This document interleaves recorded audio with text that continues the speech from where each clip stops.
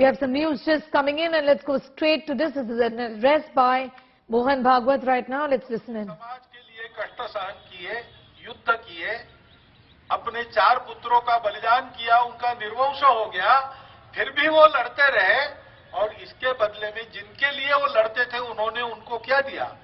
उपेक्षा दी, उपहास दिया।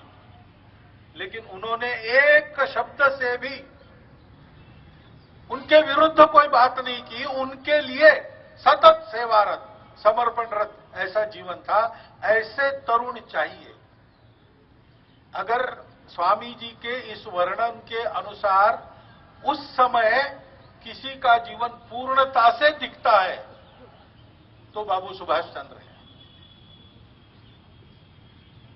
उन्होंने कभी भी जिस देश के लिए काम करते थे उस देश के समाज में उनका विरोध करने वाले भी थे। हम जानते हैं मत मतांतर होते हैं, उसके चलते वैचारिक विरोध होता है, उसके चलते कई बातें होती है, परंतु ये होने के बाद भी उन्होंने कभी भी आपस में लड़ाई नहीं की। कर सकते थे, शक्ति थी, समर्थन था, नहीं किया। जिनके लिए काम कर रहे थे उनके विरोध में कुछ नहीं किया।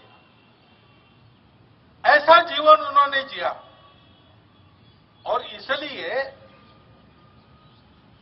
स्वतंत्र भारत में उनका स्मरण बनाए रखने में थोड़ा कम ज्यादा हुआ तो भी अपने त्याग के कारण संपूर्ण भारतवर्ष की जनता के स्मरण में वो सदैव रहे, अपने आप रहे। किसी ने कुछ किया नहीं, किसी ने कुछ किया नहीं, इसके बावजूद आज वो स्मरण में है। आज भी हम उनको नेताजी कहते हैं क्योंकि उनका ऐसा नेतृत्व गुण था। वो वास्तव में अपने हित की तरफ ले जाने वाले नेता थे।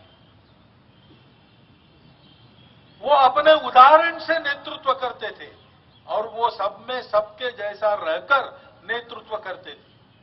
नेता के जो लक्षण अपनी परंपरा में बताए हैं, पात्रे त्यागी,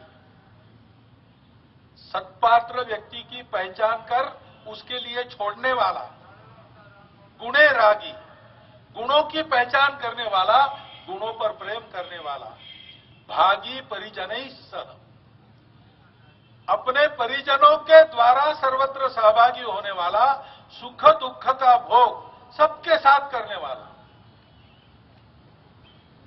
नेताजी जैसे यहां म्यूनिसिपालिटी के अध्यक्ष रहे, यहां के सम्मानीय नेता रहे, वैसे उनको युद्ध भी करना पड़ा।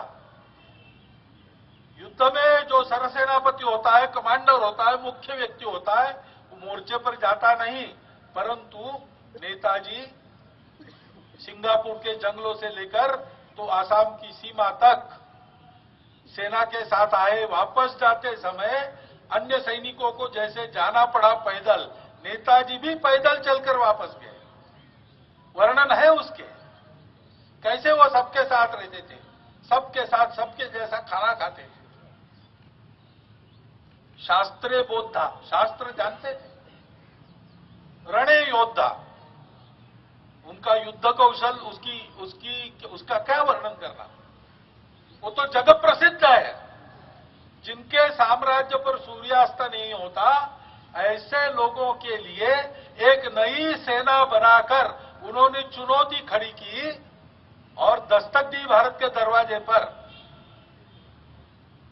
समय का भाग्य चक्र अगर सीधा चलता तो नेताजी भारत के अंदर प्रवेश करके बहुत आगे आ चुके होते और यहां के स्वतंत्रता के लिए यहां रहकर प्रयास करने वाले और उनका मिलन होता और भारतवर्ष बहुत पहले स्वतंत्र हो जाता। ऐसे नेताजी का स्मरण करना, क्यों करना? इसलिए उनके प्रति कृतज्ञता तो है ही, उनके गौरव में ये स्मरण करना हमारा कर्तव्य है। ये सारे गुण उनके हमारे अंदर आने चाहिए।